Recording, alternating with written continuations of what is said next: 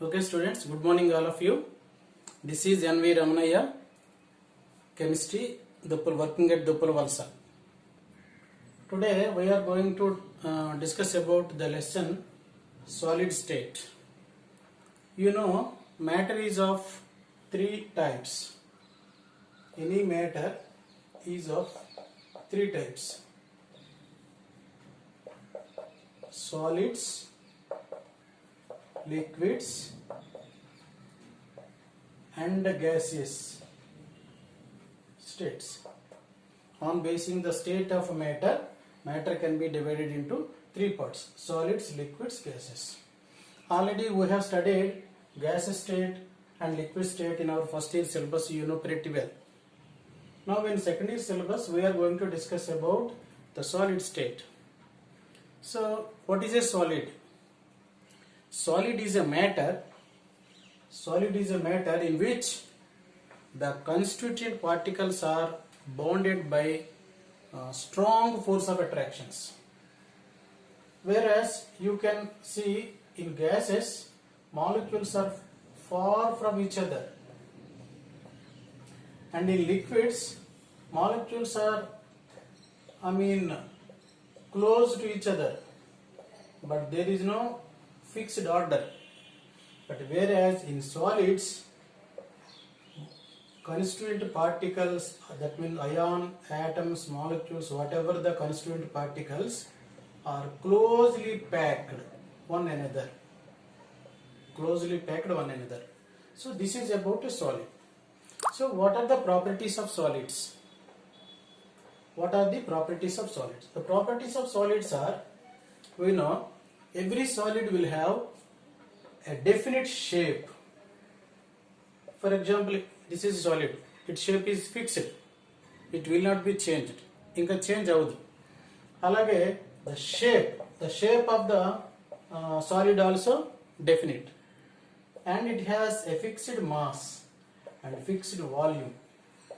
These are the definite shape, definite size, not shape, size and mass, volume. Every solid will have definite shape, fixed size, definite mass, definite volume. And the second property is solids will have low compressibility.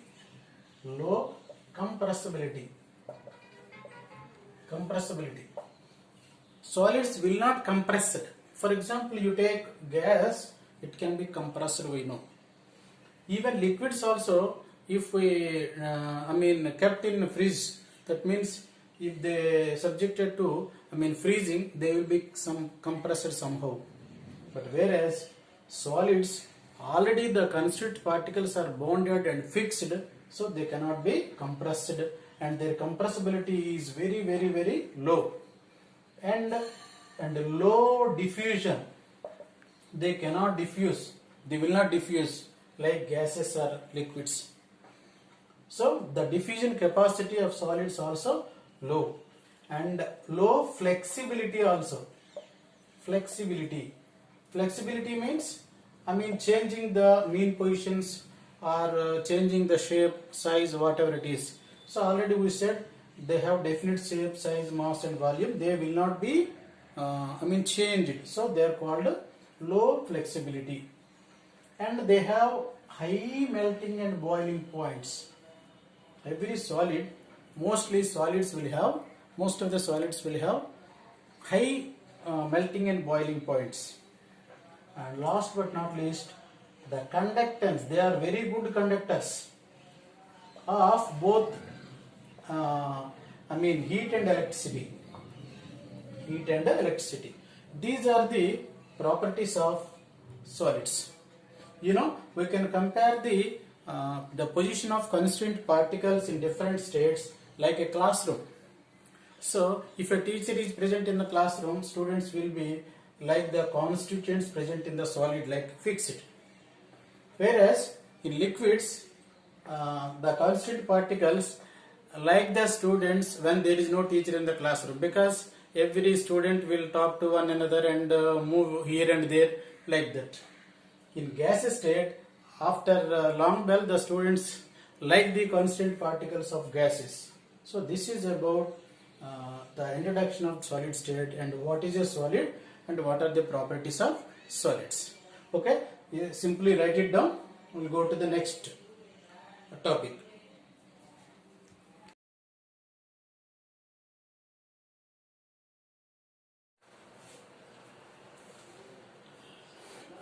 Okay, next, the types of solids.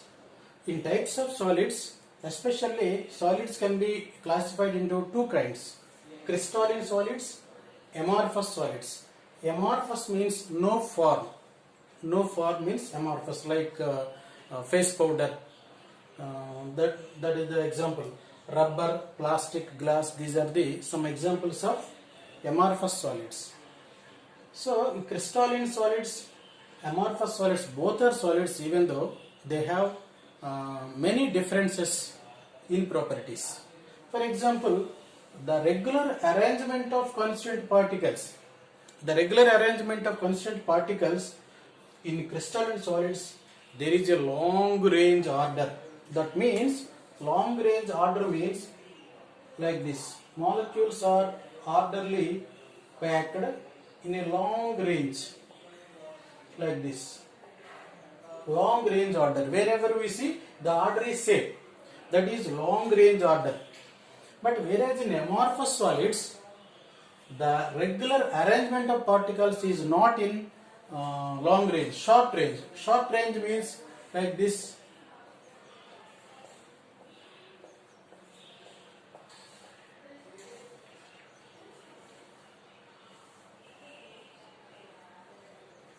So here there is an order, here the arrangement is different. So here it is, the order is, the packing is similarly wherever we see. Here the packing is not in a long range order. So the order is very short. So here the regular arrangement of constant particles is short range. Here long range. So that they are very difficult to melt. And so that they are called true solids. So generally solids means true solids. Crystalline solids are called true solids. But here they seem to be solids, but not originally, they are not solids. They are also called pseudo solids or supercooled liquids. You know, in old buildings you observe that the window panes, the thickness of the window pane at the bottom is somewhat thicker than the top, because after a long time the thickness, that means the liquid, the glass will slowly flow down the bottom, and thereby the thickness of the the pan will be more than the top. మనం window buildings చూసినట్టయితే buildings తాలూకు Windows గ్లాస్తో చేసినవైనట్టయితే ఒక 20-30-40 ఏళ్ళు అయిన తర్వాత కనుక చూసినట్టయితే ఆ విండోస్ చూస్తే గ్లాస్ అయితే పైన ఉన్నటువంటి దళసరి కంటే కింద కొద్దిగా ఎక్కువగా ఉంటుంది, ఎందుకంటే నెమ్మదిగా జారుతుంది అనమాట. So that is called super cooled. That's why they are called super cooled liquids or pseudo solids. అంటే చూడడానికి సాలిడ్స్ లా కనిపిస్తాయి కానీ they are not originally solids. So amorphous solids are also called pseudo solids or super cooled liquids. And the melting and boiling points for crystalline solids, melting and boiling point is very sharp. That means sharp means, for example, you take the melting point of zinc, say it is 400. So wherever we find the melting point of zinc, that is fixed, it will not change. But whereas for amorphous solids, the melting point and boiling point will not be a fixed one. So it starts somewhere and it ends somewhere.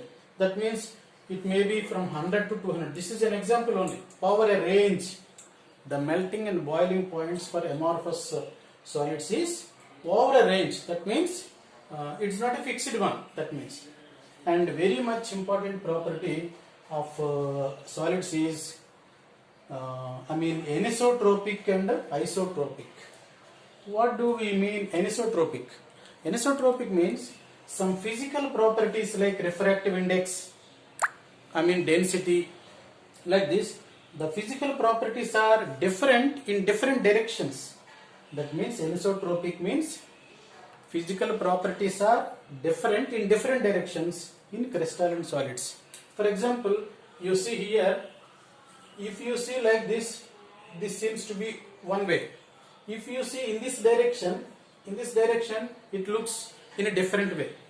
If you observe in this direction, it looks in another way. So the physical properties of crystalline solids is different in different directions. What we call that is anisotropic. That nature is anisotropic means different in different directions. The physical properties of crystalline solids are different in different directions. Whereas in amorphous solids, in different direction the property is same. That is called isotropic. Anisotropic, isotropic. This is very important property of crystals. And certain examples. For crystalline salts we know sodium chloride, crystalline, quartz, KCl, or zinc chloride, calcium fluoride, or zinc chloride. These are the some examples of crystalline solids.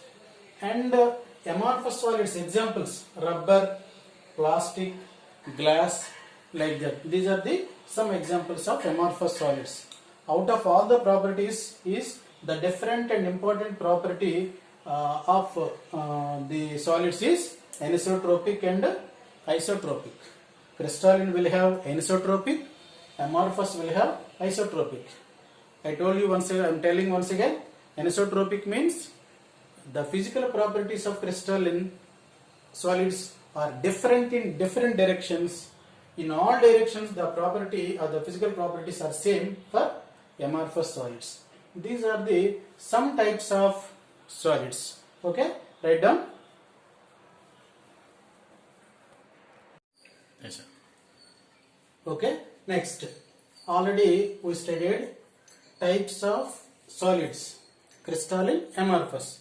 Now the types of crystalline solids only. Already we studied solids are of two kinds, crystalline and amorphous. Now there are different types of crystalline solids. In crystalline solids, ionic solids, covalent solids, metallic solids, and molecular solids. So there is a small differences between these crystalline solids. Let us see one by one. Ionic solids. In ionic solids, the constituent particles are ions, like sodium chloride. In sodium chloride, sodium is a constituent particle, chloride is a constituent particle. So here the constituent particles are ions. In covalent crystalline solids, the constituent particles are atoms, that is non-metallic atoms, non-metal atoms. Like that, in metallic crystalline solids, the constituent particles are metals. Here the constituent particles are metals.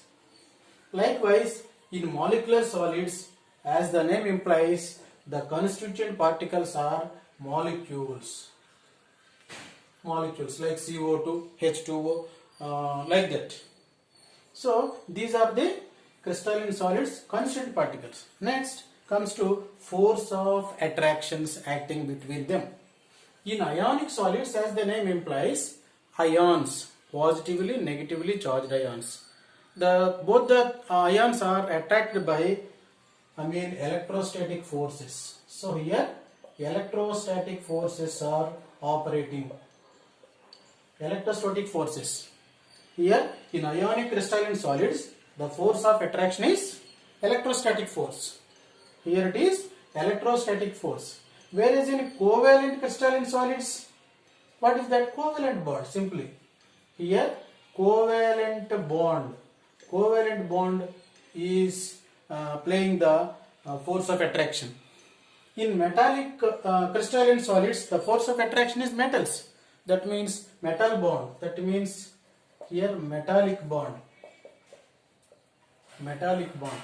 Whereas in molecular solids, we know that among molecules there are van der Waals force of attractions. Here Van der Waal force of attractions. Van der Waal force of attractions. So in molecular solids, the force of attractions are van der Waal forces. And then boiling and melting points.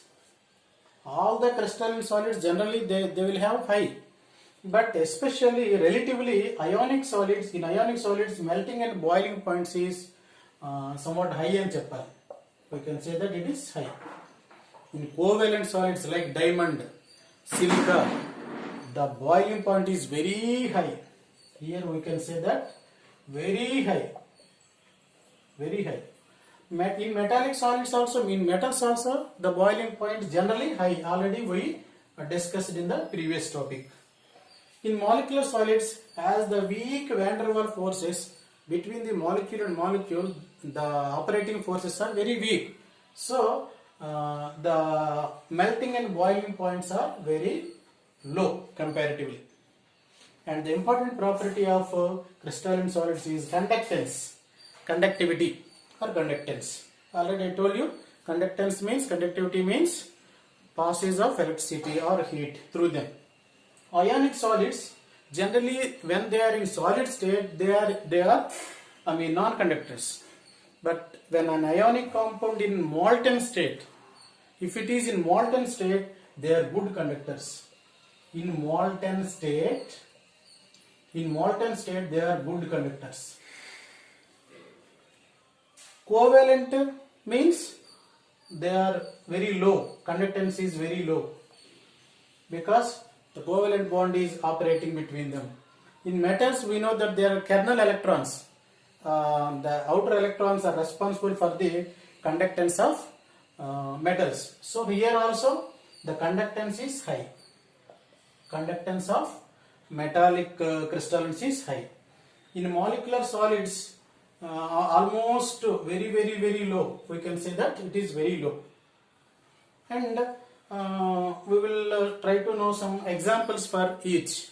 Ionic solids, as the name implies, ionic solids means ionic, that means calcium chloride, zinc chloride, ionic sodium chloride, potassium chloride, calcium fluoride, like that. These are the examples.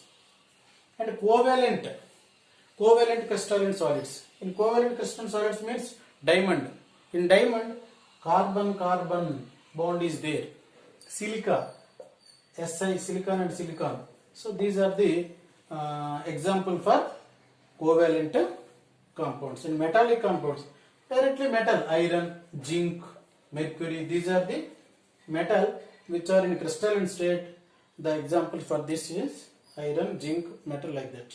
And molecular solids, we can take iodine, phosphorus and sulfur, like this. These are the examples of molecular crystalline solids. Already we studied solids are of two kinds, crystalline and amorphous. In and amorphous solids there are four kinds: ionic, covalent, metallic, molecular solids. In ionic solids, the constant particles are ions. In covalent crystalline compounds, the molecular, constant particles are non-metals. Here the metals, here the molecules. Like that, the conductance is very important property out of all the properties. In molten state only they are good conductors. Ionic crystals they are very good conductors only when they are in fused state. That means molten state. Otherwise, in solid state they are non-conductors. We can say that. Of course, there are some certain exemptions. In diamond, of course, diamond is a bad conductor. Whereas in non-metal, graphite is a very good conductor. Of course, there are some certain exemptions. These are the general properties of crystalline solids. Okay? Write it down.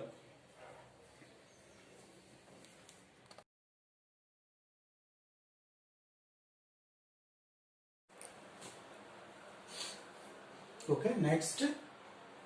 In this lesson, next part is what is a lattice, what is a unit cell, and the types of unit cells.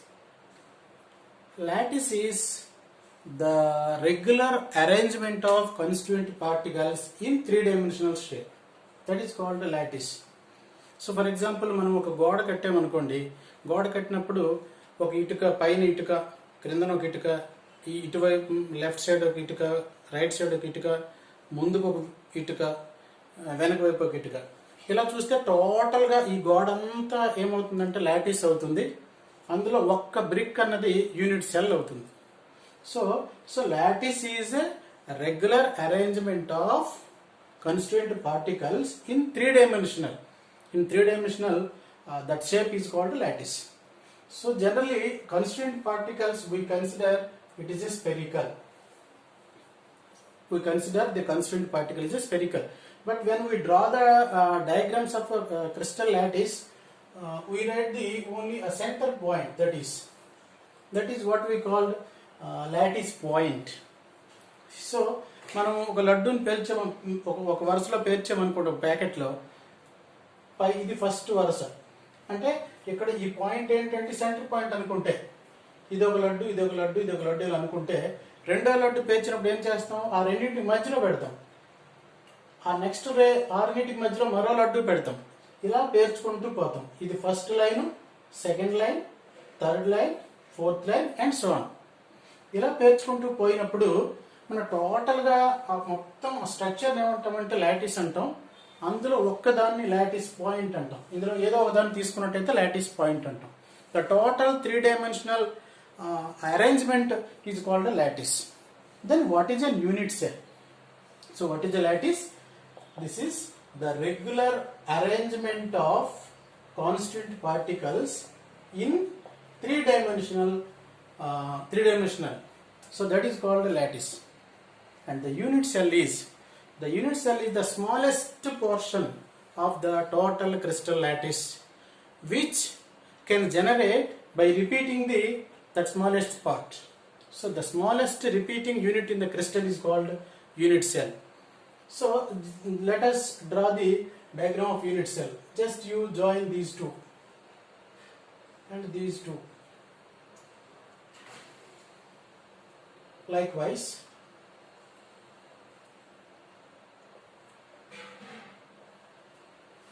now you join these two.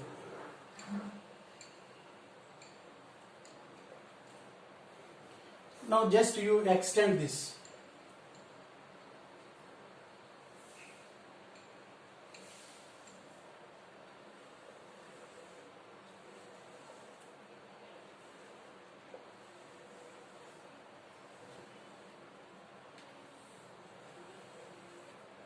Now you join this. Now you see this is a portion and this is the next portion. Like that we can generate many portions. Now this part is called unit cell. So in this one point is called lattice point. Lattice point is the one corner and this is the smallest portion, which when we repeat, the total lattice will obtain. So the smallest part, which after repetition we will get the total lattice, the smallest part is called unit cell. Now different crystals will have different unit cells. Now we will discuss about the types of unit cells. There are certain different types of unit cells. One is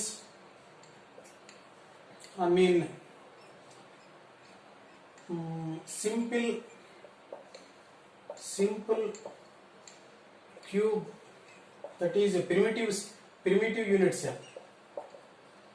And then centered unit cells, face centered unit cell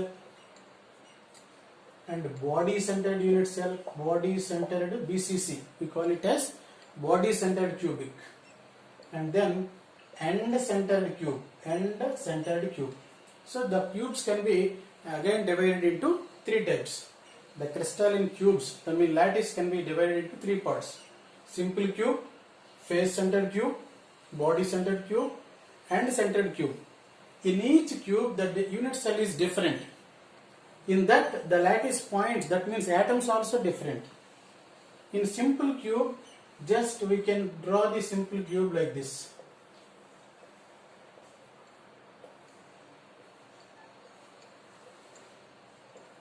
This is a simple cube in which all the corners are occupied by points.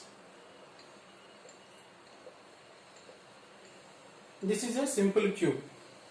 So in simple cube, there are 8 corners. We can see 8 corners. In all 8 corners, one lattice point is there. Then this is called a simple cube or primitive unit cell. So how many atoms are there in it? How many atoms are there? Of course, by general observation, there are 8 atoms. But actually there are no 8 atoms, because this particular point, its contribution to the total lattice, the total cube is 1/8. So when we write its complete structure, its contribution is to the total cube is 1/8. So how many such points are there? 8. 8 into 1/8, that is equal to 1. So the number of atoms in simple cube is 1. So this is the we can call the rank of that simple cube lo the number of atoms enni untayante 1.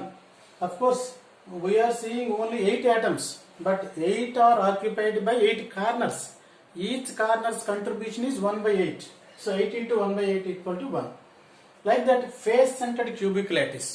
In face-centered cubic lattice, the cube will be like this.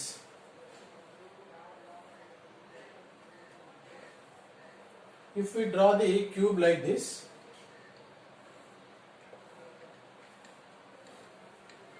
all the faces, 8 corners. These are 8 corners. And face centers, there are 6 faces. If we take the example for this, it has 6 faces. 1, 2, 3, 4, 5 and 6. So every cube has 6 faces. So each face has one point. So this is a face. In its face center there is a point. And it is another face. It has another point. This is another face. In this, another point is there. This is the lower face of the cube. Its center is like this. So here it is another face. Its center is like this. And its center is like this. So here it is another face. You see. This is the another face. Its center is like this. How many center points are there? 1, 2, 3, 4, 5, 6. 6 centers. So the number of atoms, we will try to find the number of atoms in the face-centered cube. So there are 8 corners. 8 corners. 8 corners. 8 corners into its contribution is 1/8, that is 1. And 6 faces. We already told that it has 6 faces. But in each face, 6 faces. Each face contribution is 1/2. So 2 3 is 6, 3. So 3 plus 1 equal to 4 number of atoms. So the number of atoms in the unit cell of FCC is 4.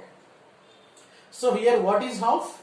The contribution of the lattice point which is in the face center. So if it is a face, if the point is here, its contribution is 50% to the upper, 50% to the lower.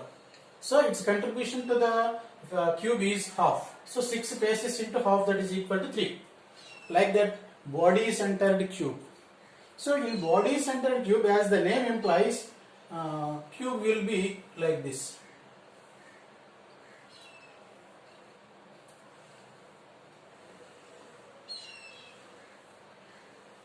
Already all corners are occupied by points, and one more point will be the center of the body. That is here it is the body. Here, how many number of atoms in body centered cubic unit cell? So there are 8 corners we are seeing here. 8 corners. 8 corners into 1 by 8 equal to 1 because each corner, each point contribution is 1 by 8. Its contribution is 1 by 8. 8 into 1 by 8 equal to 1. And there is one point at the center. One point is center. So, in the body center, at body, one point is there. Its contribution also 1. Totally 1 plus 1 equal to 2. So, the number of atoms in the unit cell of body centered cube is 2. Here, have you understood the body center? Just like you imagine 4 balls తీసుకోండి, 4 balls ఇలా పెట్టండి, ఉదాహరణకు square type లో పెట్టండి. ఈ 4 balls పైన మరో 4 balls పెట్టారనుకోండి, ఈ 4 కి మధ్యలో సమ్ స్పేస్ వస్తుంది. ఆ స్పేస్ లో కనుక you imagine that it is there. So ఇది అప్పర్ లేయర్, ఇది లోవర్ లేయర్, ఆ రెండింటికి మధ్యలో ఉన్న స్పేస్ లో ఈ పాయింట్ ఉంటుంది అనమాట. That is body centre. It's contribution is because it touches all the 8 corners. This body centered point touches all the 8 corners of the, of course మన diagram లో మనకి for our convenience we are drawing like this, but it touches all the 8 corners. For example, మీరు 4 balls ఇలా పెట్టి 4 balls ని ఒకే size లో ఉండేవి 4 square గా పెట్టి దానిపైన మరో 4 పెడితే ఆ మధ్యలో స్పేస్ వస్తుంది. ఆ మధ్యలో స్పేస్ లో కనుక ఉన్నట్టయితే అలా ఇమాజిన్ చేసుకున్నట్టయితే అది బాడీ సెంటర్డ్ క్యూబ్ అవుతుంది. And next end centred cube. In end centred cube will be like this.